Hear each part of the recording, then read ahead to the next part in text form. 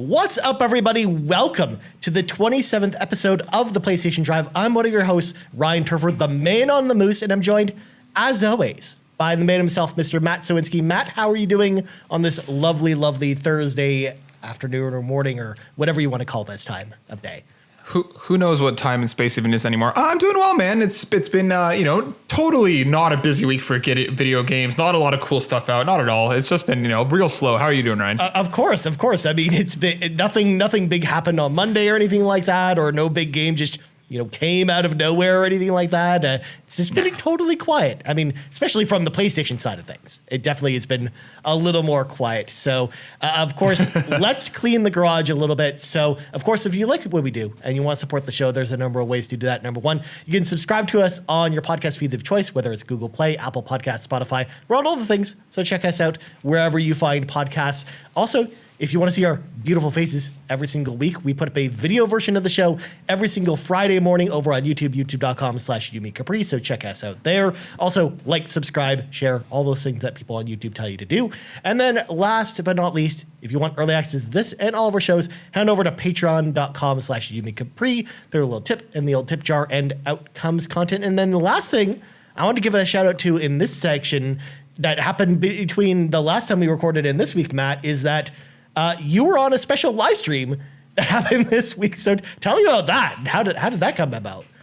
Yeah, so we got featured on the Mix Next. The Mix is the media indie exchange. They were in charge of like the Guerrilla Collective and Black Voices in Gaming over the summer. They do stuff every year. And Justin has been on our show a few times, and he's actually an old friend of Destiny's. And as we started talking and we kind of decided to work more together, he had us film a bunch of stuff. So we actually got to host a couple of the segments, and hopefully that won't be the last you see of us on there. So yeah, Go check out that, because there was so many cool indie games on there. So make sure you go take a look besides, seeing me. That's awesome. Yeah. And I loved checking out some of the segments you guys did and checking out the live stream. It was pretty cool. So definitely go check it out. I'll have a link to it in the show notes as well, unless I forgot to do that. But I thought that was like super cool and interesting, especially like it's not very often a member of the Yumi Capri family is on the front page of Twitch Gaming, but there you go. We made it. That's how you know you made it, Matt.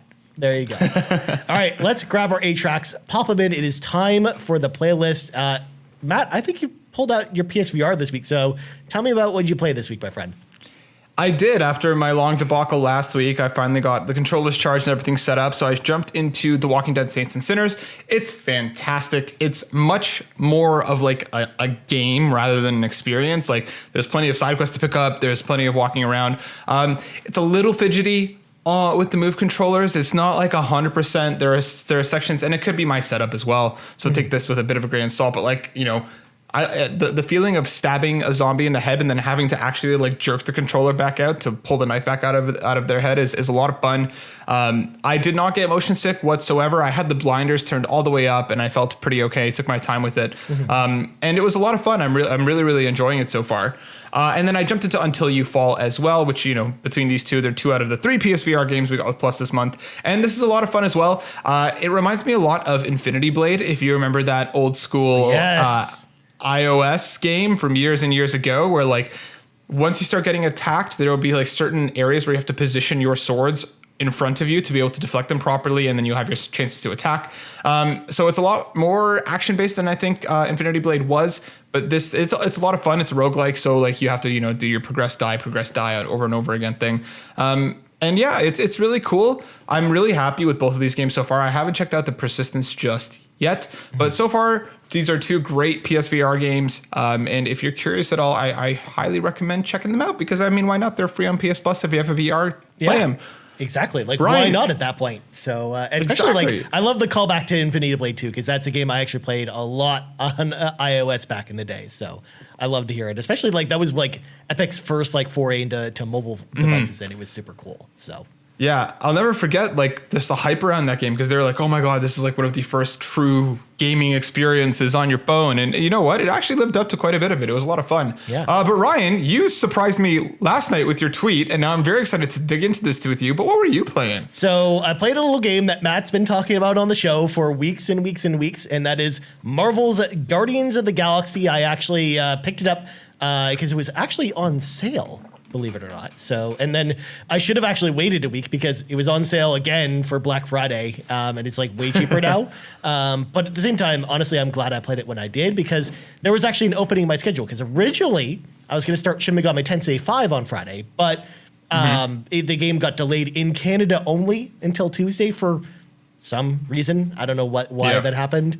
But because of that, I actually had Guardians of the Galaxy sitting on my PS5, just waiting to be played. So I was like, all right, I'm going to spend the weekend playing this game and hopefully it's awesome. And it turned out, Matt, this game is pretty awesome. Like you were definitely right about this game. I loved it. I was expecting to probably like it a little bit from kind of checking out some of the reviews, but after playing it, man, it was a trip. It was really, really, really good. I loved all the things you talked about on the show before, the characters, the story, the lore. I mean, I'm not really a comic book fan. I've talked about that on many shows before.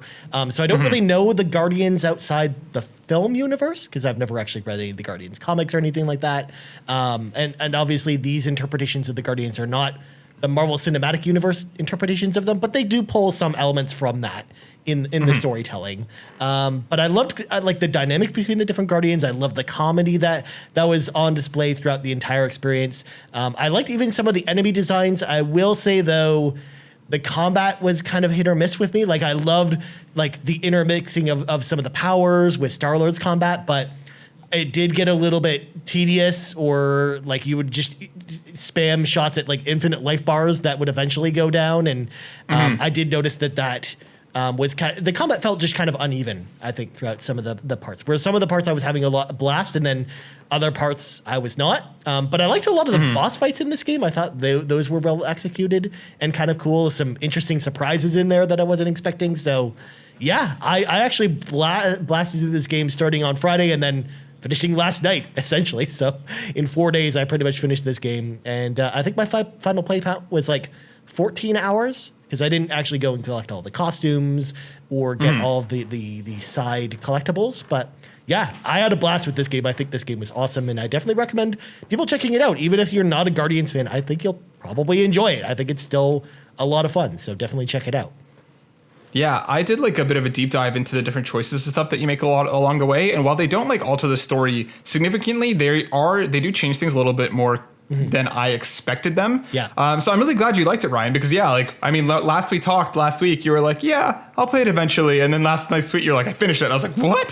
So I'm so happy you enjoyed it. I do agree that the combat can be a little bit hit or miss. But as a whole, I'm really glad that you enjoyed it. That's awesome. Yeah. And I think the combat, there's a lot of room for improvement there. So if they were ever do a sequel, I think they're probably going to knock it out of the park with the sequel. Like it'll probably even be a better game, I think, if they take another crack at it. Because if they iron out the issues with the combat, like I think this could have definitely been a Game of the Year contender in my book. If the combat was a lot more, evened out and ironed out. So yeah, I hope Eidos Montreal gets another chance with it. I know Square is kind of moving away from the Marvel stuff now after Avengers. So maybe it doesn't actually end up getting a sequel, but I would love that they did a sequel to this. I think that would be amazing. But let's slam the brakes on this conversation. It is time for some breaking news. And I was a little bit worried yesterday because I was like, okay, we might have like one or two news stories to talk about this week, Matt. But turns out the last day and a half have been interesting. So as far as news stories. So I'm excited to get into some of these with you. So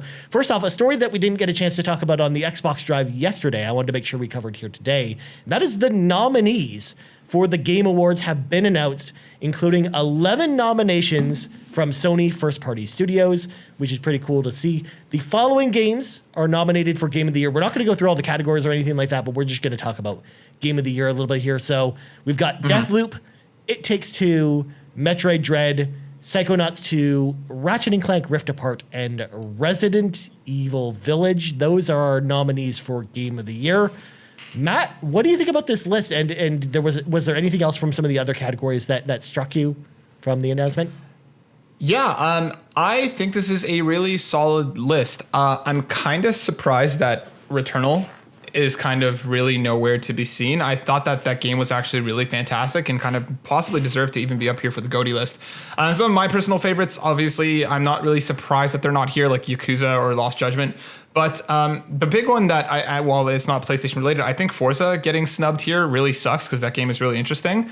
And some of the indies as well, like Chicory not being kind of more front and center. Mm-hmm. I do wish we saw some more of the indie space in the, GOTY list, just because I feel like there were some really, really good indie games that deserved being on this list, maybe more so than some of these others. While I think Ratchet and Clank is absolutely fantastic and one of my favorite games of the year, it didn't really do anything too groundbreakingly new, while that I think that some other games did. Along with that, Resident Evil Village, while I didn't play Village, from what I heard, it was a solid entry. It wasn't like this, incredible thing. Deathloop, I think, deserves being there. It Takes Two, I really loved as well. It's just the story just bothered me. Yeah. And Metroid Dread and Psychonauts make a lot of sense. So for me, I think this is a really, really solid list. While I do think there are some snubs, and I do think there are some missed opportunities to shine some light on some smaller games, I think it's a solid list. Ryan, what about you? Where are you at with this? Yeah, honestly, this was a list I was kind of expecting. I mean,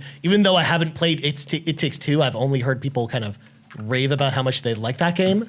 So I definitely think that it kind of deserves to be there. Deathloop, definitely after all of its reviews, I expected it to be there. Same with Metroid Dread and Psychonauts 2, especially because for those that had played Switch of the jury, I imagine that they were swayed towards, making sure a Nintendo game was there, and Metroid Dread was definitely the best game from Nintendo this year. Plus Psychonauts 2 was a game that I know a lot of people were not expecting to like and totally blew them away. So I'm glad that it made it. And then Ratchet and Clank, I think for the most part, even though the gameplay wasn't groundbreaking, I think from a visual standpoint, it's definitely groundbreaking as far as what games can do visually. So I definitely think that it might be more of that reason why I got the nod, combined with the fact that the gameplay was fun. It just was more Ratchet, which is what my complaint about Ratchet and Clank was when we talked about it way back when Ratchet and Clank came out. And then Resident Evil Village, I actually liked it a lot more than I thought I was going to. And at the end of the day, when I've been thinking about my own personal game of the year list, that's a game that actually is on my personal top 10. I don't know if it's in my top 6, but I definitely think that it's definitely up there, especially because while it wasn't groundbreaking either, I do think that it appealed more casually this time around than a lot of other previous Resident Evil games. And I actually really enjoyed my time with it more than I was expecting to, especially looking back on it. So in the moment, I was already pretty high on it, but just even looking back on it throughout the year, I actually probably appreciate that game more than I did when I first played it. So it's definitely a game that's grown on me. And then Returnal, I think just there were little nitpicky issues that I think kind of kept it from the top here. That's kind of what I'm imagining, because I would imagine if there could be 7 or 8 nominees, Returnal would be guaranteed to be there, I think. And I think it was just little nitpicky things that maybe put a game like Resident Evil Village over Returnal, if I was to guess. Obviously, I don't have really any insight into this. And then as far as Forza, it's possible it just came too late. It's possible that you have to think about when that game released. It's possible that just people just didn't have enough time with it, but who knows? But from what I saw, apparently the deadline was right as Forza was coming out, even though there was another deadline a little bit after. So I think you're 100% right. I think it was just timing. Yeah. The very quick thing that I'll say before you go on, I think the biggest thing for me that just absolutely shocks me to my core is Cyberpunk being on the list for best role playing when Yakuza isn't there, when there are so many better RPGs. Yakuza was eligible last year. That was the issue.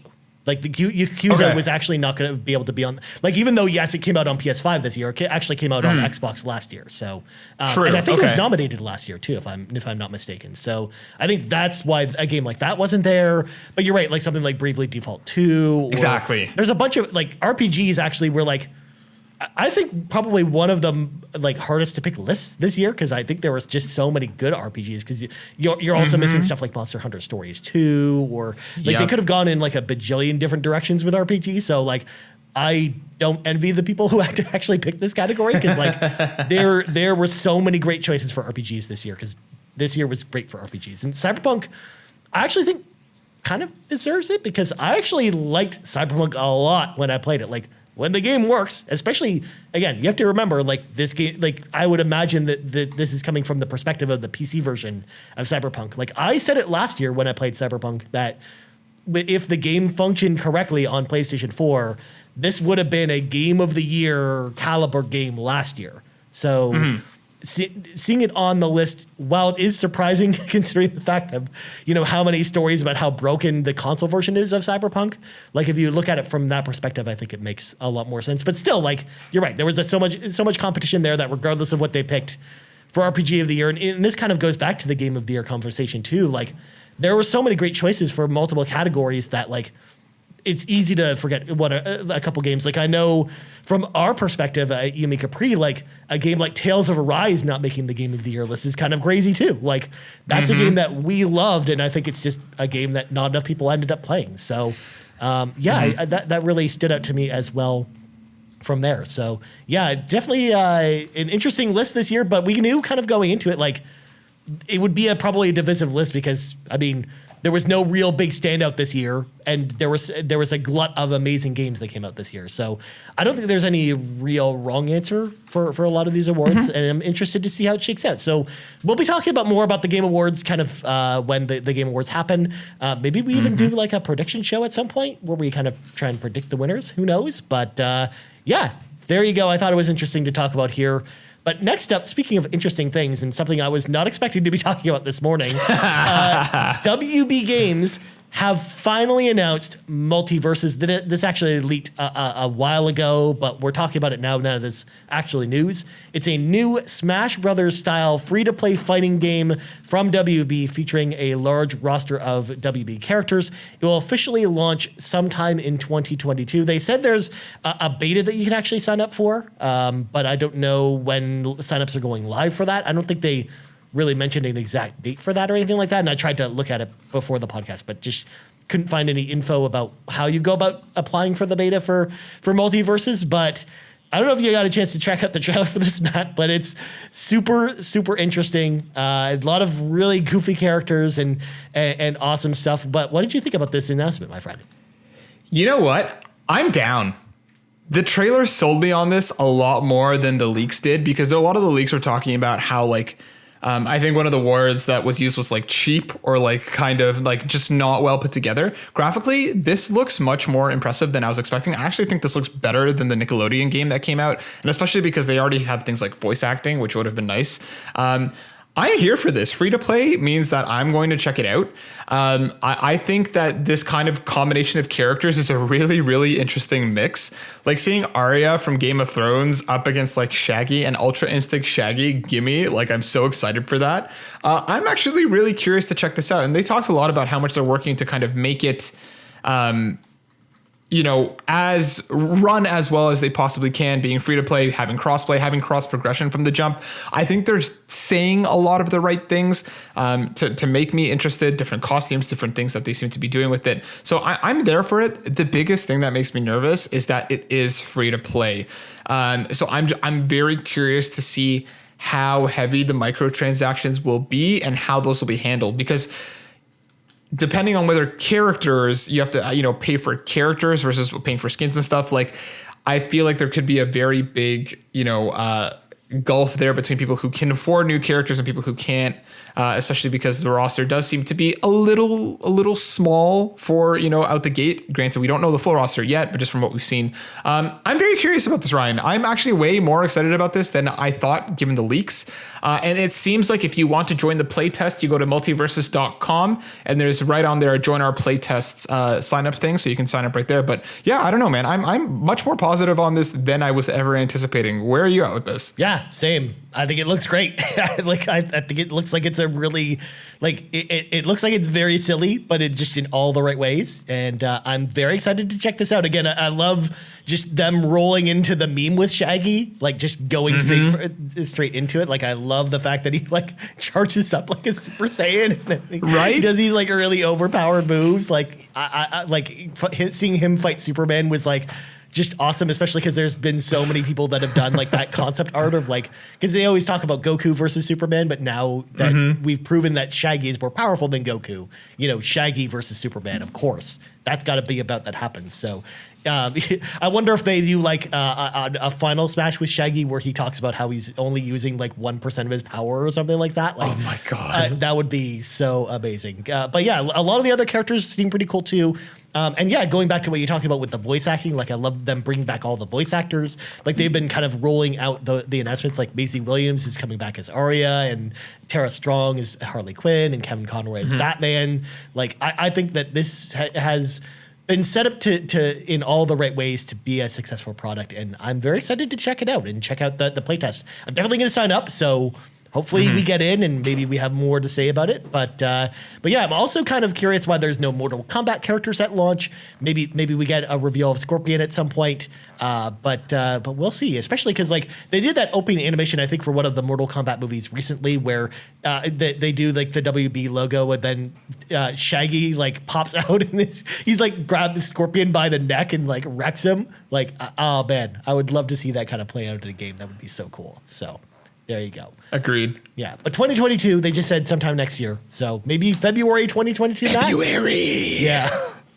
Well, speaking of February, Matt, we got two related news stories that have to do with the month of February of next year. So Sifu's release date has actually been pushed forward a few weeks because it was originally supposed to come out on the same day as Elden Ring on the 25th of February, but it is now actually coming out on February 8th. 2022.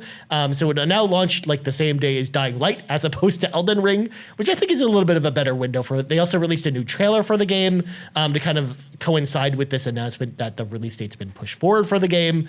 It still looks cool. I mean, I'm interested to see how this game's going to play and kind of get my hands on it to kind of give my final verdict. But so far, so good with this game. It looks really cool. Matt, what do you think about this announcement?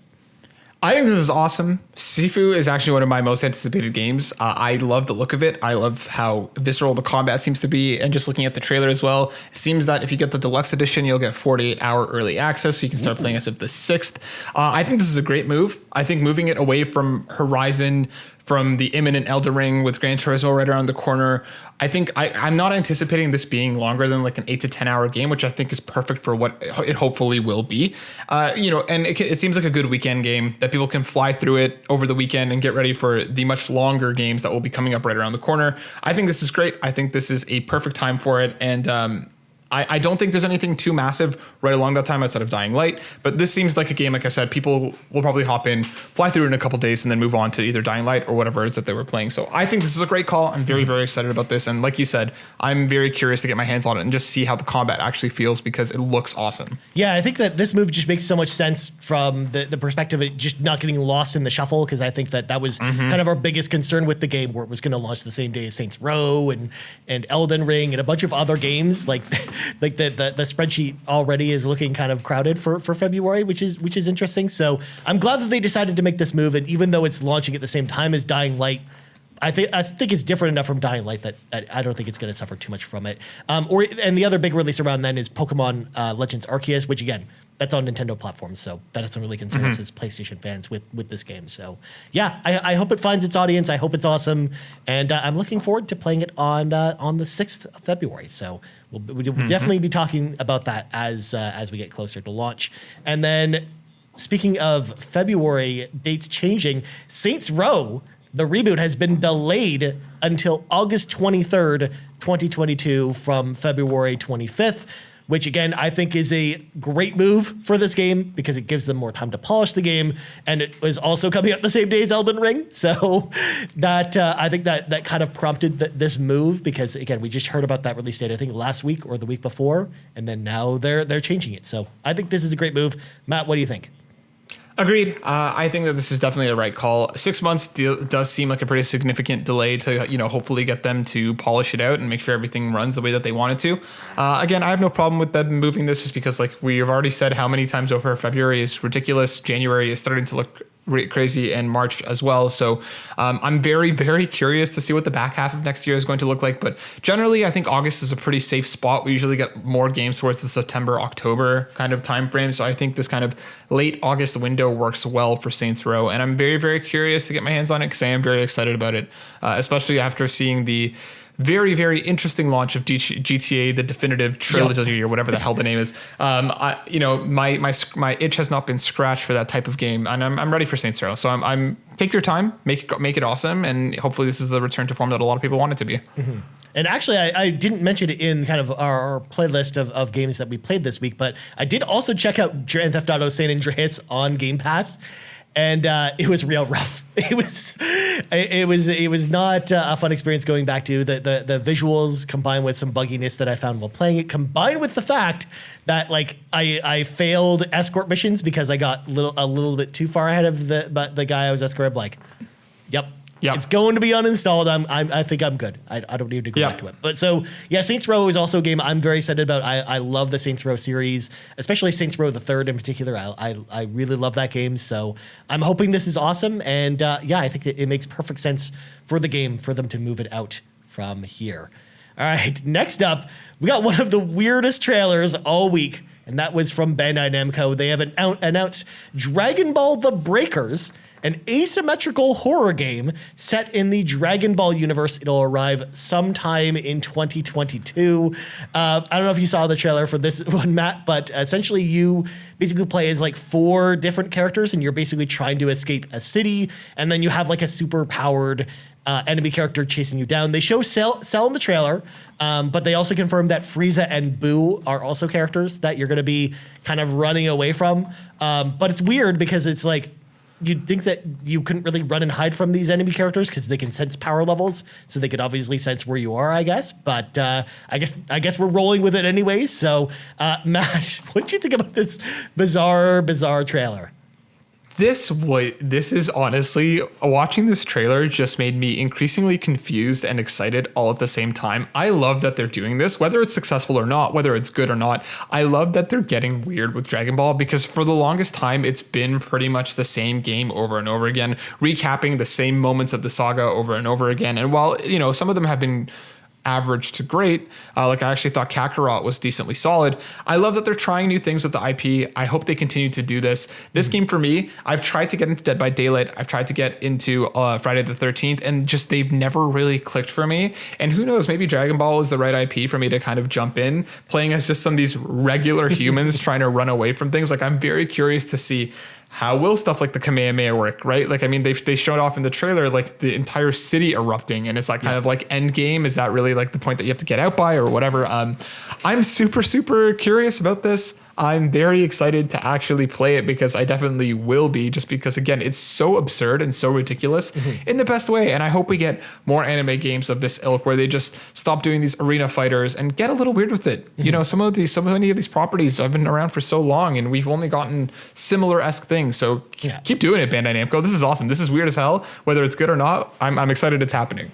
And it actually takes me back kind of to like the older days of Dragon Ball video games. Like if you look at kind of the NES or SNES era of Dragon Ball games, like they were like super experimental with the IP, or even something on Game Boy Advance, because we got stuff like Legacy of Goku. We was like a turn-based RPG, or we got like all kinds of different types of Dragon Ball games back in the day. And recently it's only been stuff like Xenoverse or Fighters or Kakarot, where it's been mostly arena fighters for the most part. Kakarot, I think they started to veer away from the arena fighter direction and kind of make it this like big open world RPG, but still, like, it's cool. You're right. It's definitely cool to see them trying new things with the IP. And I honestly never thought we were going to get a Dragon Ball horror game. Like, that's, of all the genres in mind for like the type of like game that we would get from the Dragon Ball franchise, like horror would never have been the thing that would have come to mind for me. So I think it's actually like a really brilliant idea. And I'm also curious how this fits in the timeline too, because they don't reference it as a Dragon Ball Z. They reference it as Dragon Ball.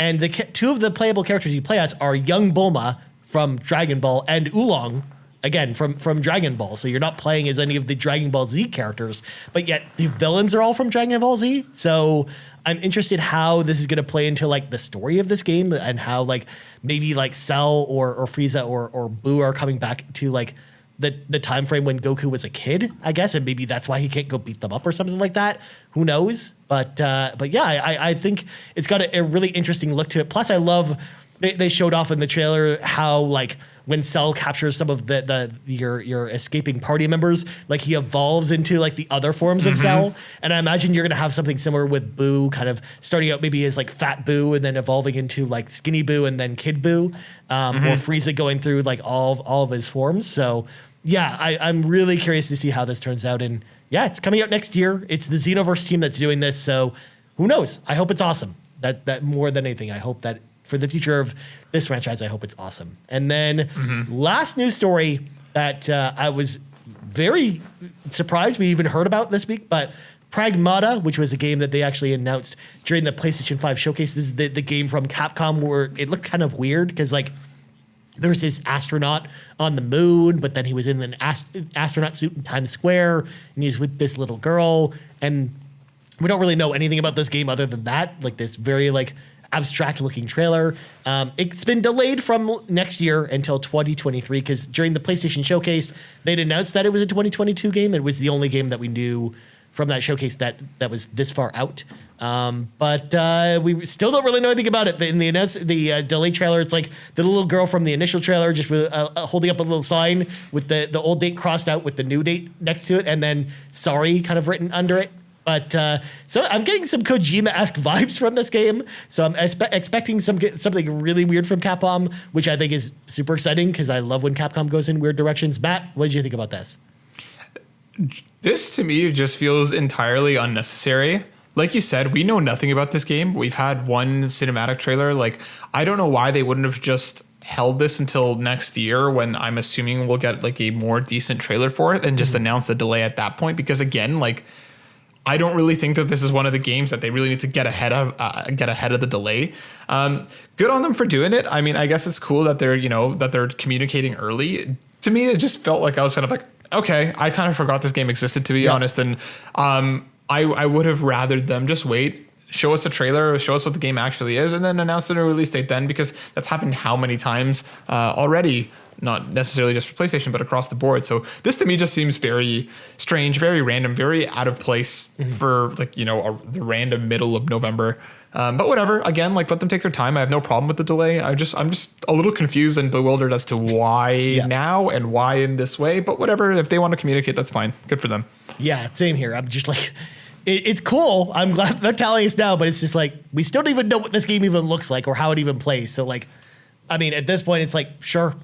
I guess we'll check it out in 2023 at this point, but okay. There you go. All right, let's let some of our friends into the car with us. It is time for the carpool. Folks at home, if you'd like to have your question read on the carpool, there's a number of ways to do that. Number one, we put up a question post every single Wednesday afternoon over on Twitter, at Yumi Capri's on Twitter. Just leave your question there and we'll answer it on the show. Or you can follow us on Discord.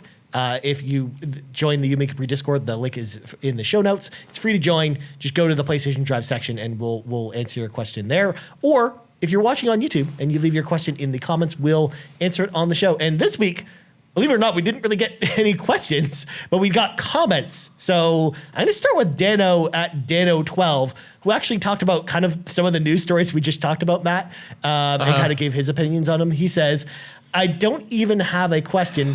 That Dragon Ball game had me scratching my head because I don't know what to think of it. The Game Awards is one of those things where it won't please everyone. They will always have games left out or forgotten about due to time or hype. And I saw some interesting points regarding Dana's point. Like, for example, with the game like Hitman 3, which came out at the beginning of the year that it seems like people just forgot about. I know Steve Vigvari over at Mobile Syrup was talking about that on Twitter and quite vocal about it being kind of excluded from a lot of awards. Or even a game like Cyber Shadow is a game like I really think was like maybe going to be in the indie game of the year kind of race, but especially because of how solid that game was. But it kind of missed the boat. And I think, it came out in early February, and I think a lot of people just forgot that the game existed as well. So that's what Dano had to say. But then also, Assemble XP, an Xbox podcast on Twitter, tweeted at us at Xbox A, and they asked the question, how hard is it going to be not to talk about Halo on the show this week? So, Matt, we've got 7 minutes. We should maybe talk about Halo, but also, like, I'm curious to know your thoughts on especially with all the amazing announcements we got from Microsoft this week, and thinking about that compared to when PlayStation has a big holiday and how we don't really get a lot of this stuff. Like, because I remember Todd Oxtra had asked us about this a week or two ago. I think he asked us about this on the show, and we both kind of played it off that it's not really Sony's thing to kind of celebrate anniversaries, but there's just so much envy, I think, from us looking at the Microsoft community and seeing just how much cool stuff they got on Xbox's birthday that it makes me wonder, like, why doesn't PlayStation do more of this? So I'm curious to know, Matt, what do you think about this? And what did you think about Microsoft's big day on Monday? I thought they rocked it. I thought it was the perfect length. I thought we got like we didn't really get a lot of announcements, but I don't think it was never really billed as that. Halo dropping is enough to kind of swallow out of all the air out of the room anyway. But I like that, they talked more about accessibility. They talked more about backwards compatibility. It was a good length. They brought the Rock back, like very in on their own jokes. Mm-hmm. I thought it was really, really well done. And what confuses me more than anything is we started to see PlayStation doing it. This was PlayStation Experience, and then that's just kind of disappeared into the ether. They haven't brought it back. There's been no news about it, and that really was a true celebration of what PlayStation was. And like, I would rather them do something like that once in a while, and they don't have to go out into this whole convention thing again like they had before, but just some sort of digital celebration I think would be awesome, just because I think it's a good reminder. And you had a lot of people on Twitter talking about their memories with Xbox and how it got them into gaming. And, Sean had a great thread as well. Like there's just, it's such a good opportunity for just that brand, something that we care about very much and people have a lot of really strong feelings about, to just be celebrated for a day. And like, again, Xbox doing the anniversary controller, which I picked up last night. I ordered it because I saw it come back into stock. Mm-hmm. So I was like, okay, I'm going to snag that real quick because it looks cool. Again, it's just good ways to celebrate. And you don't have to do anything massive and overblown, but little ways to let the community feel like part of the experience, I think is great. So I really hope they do bring PlayStation Experience back, because I think, again, doing little digital things, even just like similar to the Xbox Vault, where you can feel like you're, even getting avatars or popping little trophies or whatever it is, I think is just a great way to celebrate. As for Halo's awesome, having a lot of fun with it. Yep. I'm getting my teeth kicked in, but like I started to kind of feel the swing of it last night a little bit. But what about you, Ryan? Where are you at with this? Like, why do you think PlayStation is not doing anything? I think it's just, you're right. Like, definitely with PlayStation Experience, I think they were doing more of this type of thing. And I think when they started to get away from that, like, I think they kind of moved away from that entirely, especially when Jim Ryan took over, because I don't feel like he really wants to celebrate anniversaries or put too much stock into, celebrating birthdays of any of the consoles or anything like that. Like, the PS3 just turned 20 last week, and there was literally nothing about it. Like, there wasn't even a tweet or a PlayStation blog post or anything about it. So, like, they don't even necessarily need to bring back PlayStation Experience specifically, like either the convention or even just the name. But maybe if they did like an online celebration of some kind, whether it's a video or any cool announcements that they have to go along with that, I think would really go a long way to maybe kind of celebrating their heritage a bit. Because we see it from Nintendo. Like, they celebrate the heritage of their franchises all the time, with Metroid's anniversary recently, with Mario's anniversary. Every time Mario has an anniversary, they have like something to go along with it, or even Zelda's anniversary this year with the Game & Watch and some other stuff. And then seeing Microsoft roll out the red carpet, both for Halo, but also for backwards compatibility, for Sony, I think it's just a missed opportunity that they don't do more of that stuff. And I think it would really go a long way, especially with a company with so much history, so much more history even than Xbox does, that like seeing how much more they could do with it, I think would be really, it is kind of a missed opportunity. So I would love to see them do more.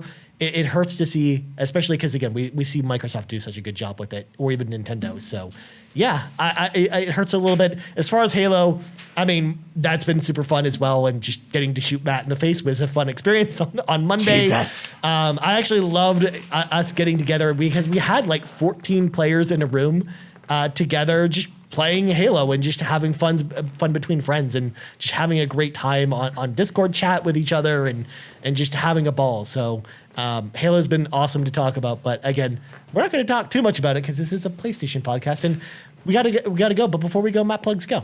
Sorry, before we go, can I shout one more quick thing out before Absolutely. we go? I don't want to get into like a whole discussion about this, but I do want to bring attention to the fact that everything that is going on with Activision Blizzard and that guy, Bobby Kotick. I just wanted to give a shout out to PlayStation because There were some words coming from Jim Ryan supporting, everything that's going on there and kind of backing the people who've been unfairly treated and abused. So just read the Washington Post, read Jason Schreier's stuff, get educated, get involved, because these are things that we cannot allow to keep happening in the industry that we love and care about so much.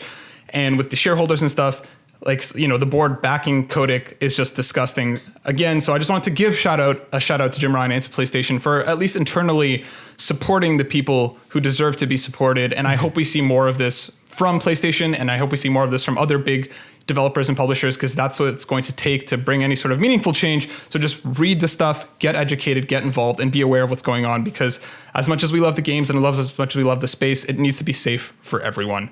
Absolutely. And I just wanted to shout that out before we close out, because I think it's important. No, for sure. And especially with Jim Ryan's comments in particular too, they really surprised me, because I was not expecting him to be the type of person we hear this from, especially because we usually don't hear from Jim Ryan on a lot of subjects like this. So it was really refreshing to see it. I'm glad that he spoke out about it, because you absolutely make up a great point, Matt, that get educated, go read more about this.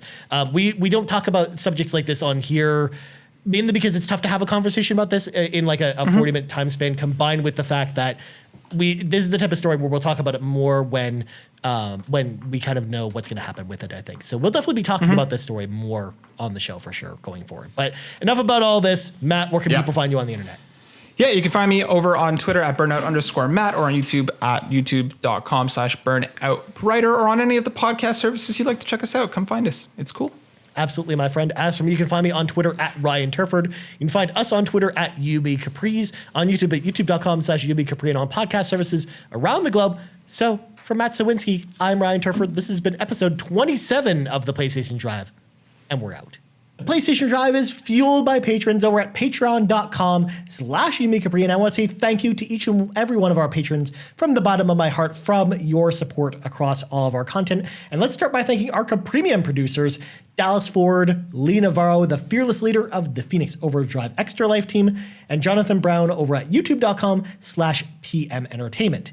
Our platinum producers, Robbie Ballaby Miller and Trucker Sloth, and our gold members, Argo, Brendan Myers, Dallas Robbins, Emily O'Kelly, Heather Boney, James Johnson, Joel Brooks, Jose Jimenez, Mac Time, Benji Kong, Marcus O'Neill, RJ Kern, Dano, Skinny Matt, Mr. and Mrs. Nasty Boots, Fulia Fuji, and Xavier Reyes. Thank you all for all of your support.